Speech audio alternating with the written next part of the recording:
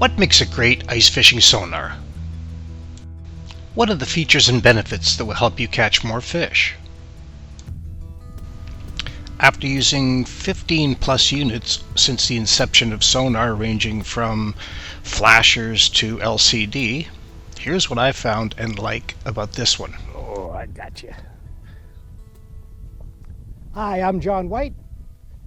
I'm on Lake Simcoe for the last of the deep water fishing for 2018.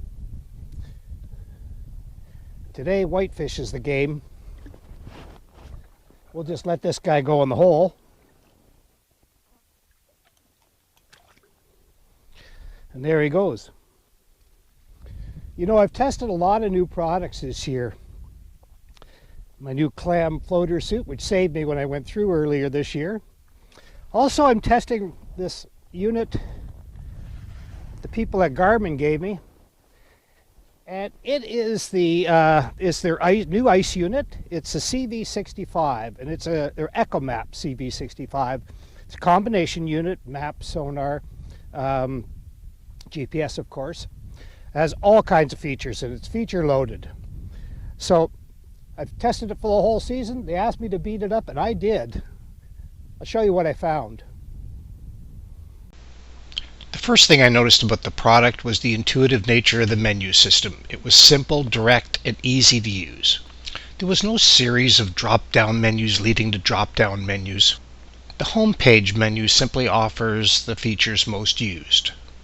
It's one thing sitting in the warmth of your own home doing detailed setup work, but once on the ice you want to be able to get right to the feature that's going to fine-tune what you're trying to do. Detect in real time and catch fish. Here's what I expect from my ice sonar, and here's how I set it up. This is the unit that I used outside in diffused sunlight with brightness at 80%. The battery lasted approximately 20 hours at these settings.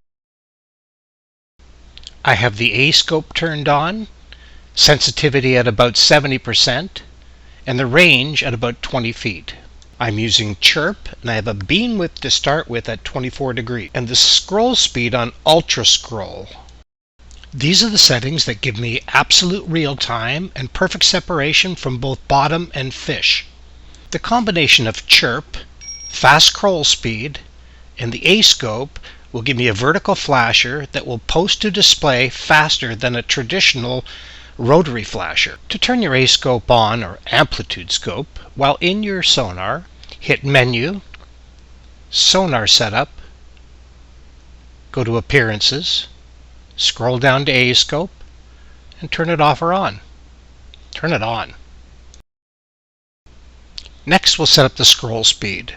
Most think that a fast scroll speed is only for moving boats. That's not true. The faster the scroll speed, the more detail there is in your graph. Garmin's UltraScroll, which is ultra fast, in combination with chirp and the A scope, will give you perfect definition, good separation in absolute real time.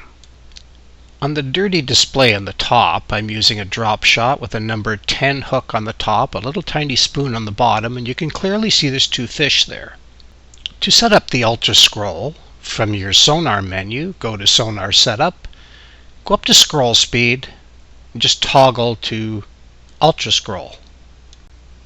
Hit the menu button again or the back key. It'll take you back in the menu or back to your sonar screen.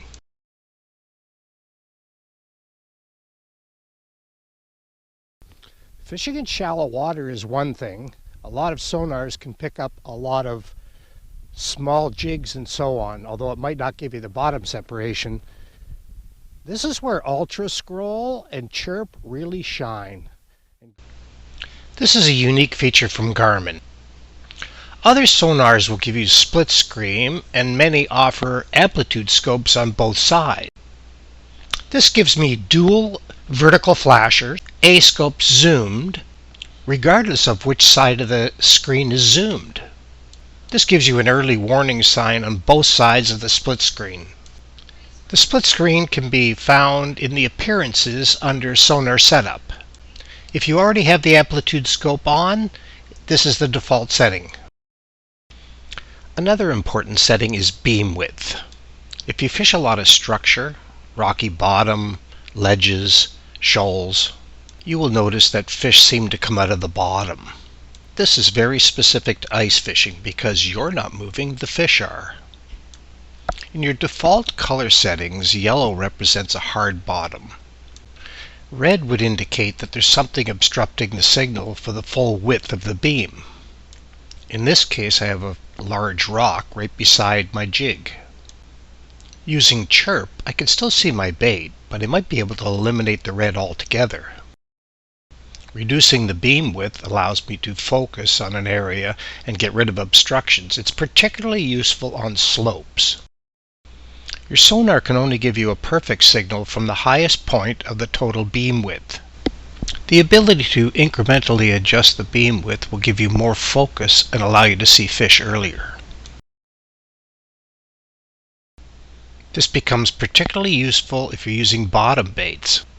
The deeper the structure, the more applicable this becomes. You can find this adjustment on the opening page of the sonar menu.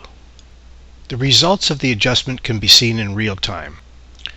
Garmin indicates that the maximum width is actually 24 degrees, but in my testing I found it closer to 30 degrees. All of these features, adjustments, and performance can be found in both the Striker series and the Echomap series. It would take me over an hour to go through all of the features that came with my Echomap 65 CV.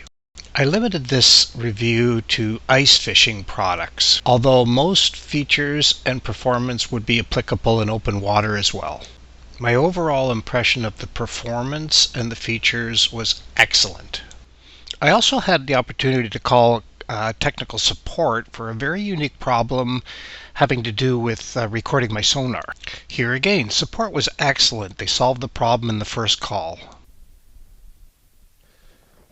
Well, the season's winding down on the ice. Garmin's done a great job in this Echomap 65 CV. Has all the features you want, and it certainly met all my expectations. But now, just snap it out and put it in the boat. For more information about these ice products, visit Garmin. And thanks for watching.